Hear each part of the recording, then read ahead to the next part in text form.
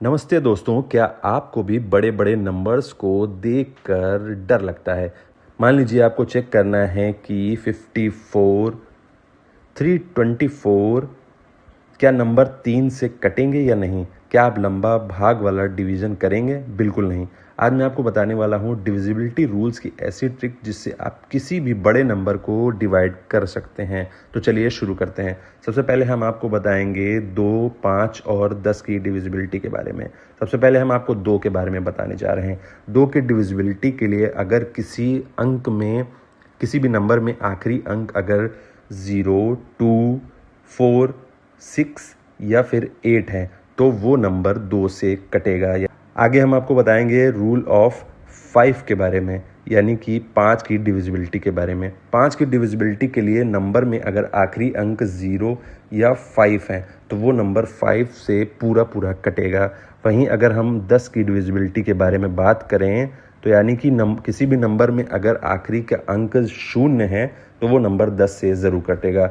इसके लिए हम आपको एग्जाम्पल के तौर पे बताते हैं। एग्जाम्पल जैसे कोई नंबर है 32 का आखिरी अंक है 2, यानी कि ये नंबर 2 से कटेगा पूरा। लेकिन अगर 5 से इसकी डिविजिबिलिटी चेक करें तो इसका नंबर आखिरी अंक है 2, यानी कि ये 5 का डिविजिबल नहीं है। वहीं अगर 10 की डिविजिबिलिटी के बारे में बात करें इसी नंबर पर तो ये 10 से भी नहीं कटेगा। वहीं अगर हम कोई नंबर लेते हैं जिसका आखिरी अंक 5 है, जैसे कि 35, तो यानी कि ये अंक 5 से ज़रूर कटेगा, यानी कि ये 5 का डिविजिबल है। वहीं अगर 10 की बात करें तो 10 इस नंबर को नहीं काट पाएगा।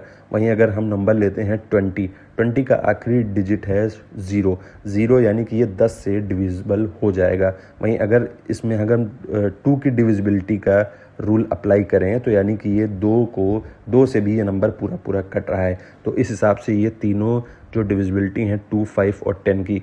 अब हम आगे आपको बताने वाले हैं 3 और 9 की डिविजिबिलिटी के बारे में। हम आपको पूरी जानकारी देंगे।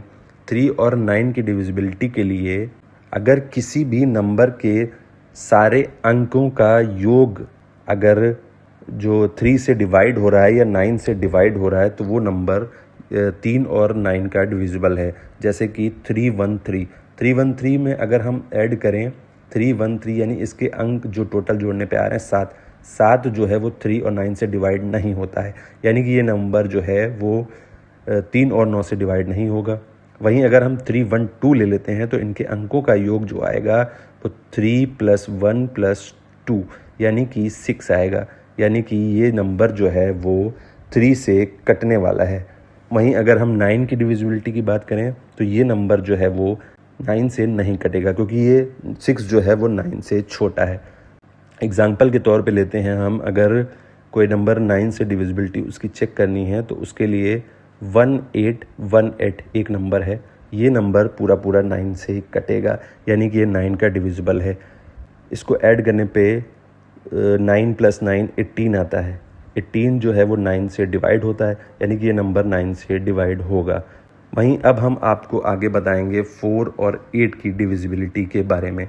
4 और 8 की डिविजिबिलिटी के लिए लगभग सेम है, लेकिन अगर हम थोड़ा सा डिफरेंस है। जैसे कि कोई नंबर है 512 अगर 4 की डिविजिबिलिटी इसमें चेक करनी है तो इसमें लास्ट के 2 नंबर्स जो हैं वो 4 से डिवाइड होने चाहिए, यानी कि 12 जो है वो 4 से डिवाइड हो रहा है, यानी कि ये 4 का डिविजिबल है।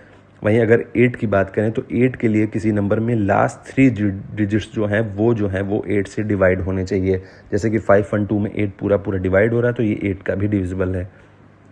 जैसे कि हम नंबर लेते हैं 12848, इसमें अगर हम लास्ट के 2 डिजिट्स को देखें तो ये 4 से डिवाइड हो रहा है, यानी कि ये 4 का डिविजिबल है। वहीं अगर 8 की बात करें तो 8 के लिए हम लास्ट की 3 डिजिट्स को चेक करेंगे, जो कि 848 हैं, यानी कि ये नंबर 8 से भी डिवाइड हो रहा है।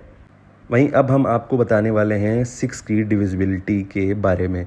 6 की डिविजिबिलिटी के लिए नंबर को 2 और 3 से डिवाइड होना चाहिए, तभी वो नंबर 6 से डिवाइड होगा। जैसे कि 18 नंबर जो है वो 2 से भी डिवाइड होता है और 3 से भी डिवाइड होता है, यानी कि वो 6 से भी डिवाइड होगा। जैसे कि नंबर है 27 3 से डिवाइड हो रहा है लेकिन 2 से नहीं हो रहा है, यानी कि वो 6 का डिविजिबल नहीं हो सकता कभी भी। जैसे कि नंबर है 54। 54 में अगर हम देखें तो ये 2 से भी डिवाइड होता है और 3 से भी डिवाइड होता है, यानी कि ये 6 से भी डिवाइड होगा। अब हम आपको आगे बताएंगे 7 की डिविजिबिलिटी के बारे में। 7 की डिविजिबिलिटी के लिए एक थोड़ा सा ट्रिकी मेथड है, लेकिन हम आपको आसान करके बताएंगे। जैसे कि कोई नंबर है 252, इस 7 की डिविजिबिलिटी के लिए इसमें लास्ट डिजिट को 2 से मल्टीप्लाई करते हैं और जो बाकी बची हुई हैं उसको सब्ट्रैक्ट करते हैं। अगर रिमाइंडर पूरा पूरा कट रहा है, 0 या फिर 7 बच रहा है, तो वो 7 से डिवाइड होगा।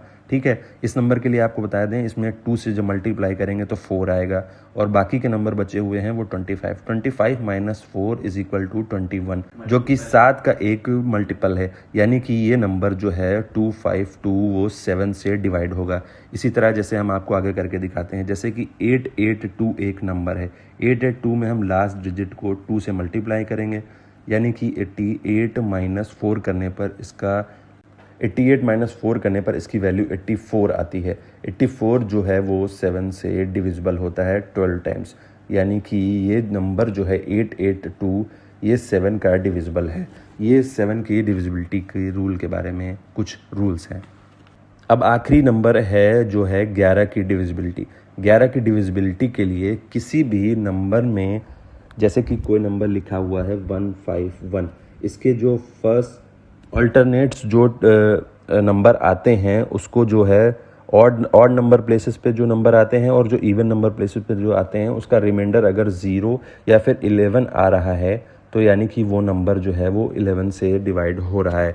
जैसे कि 151 एक नंबर है, इसमें 1 + 1 करने पर 2 आ रहा है और एक नंबर जो बचा हुआ है वो 5 हो रहा है, यानी कि 5 माइनस 2 करने पर 3, यानी कि ये नंबर जो है वो 11 से डिवाइड नहीं होगा।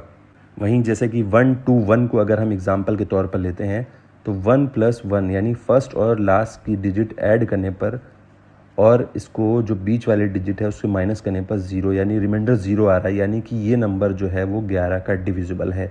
ऐसे ही आपको कुछ और बताते हैं, जैसे कि 561, इसमें अगर 5 + 1 करते हैं और 5 + 1 करते हैं तो 6 आता है और बीच का नंबर 6 है, तो 6 माइनस 6 इज इक्वल टू 0, यानी कि ये नंबर जो है वो 11 से पूरा पूरा डिवाइड होगा। तो यही कुछ रूल्स थे, डिविजिबिलिटी ट्रिक्स थी। आगे भी ऐसे वीडियोस के लिए चैनल को सब्सक्राइब जरूर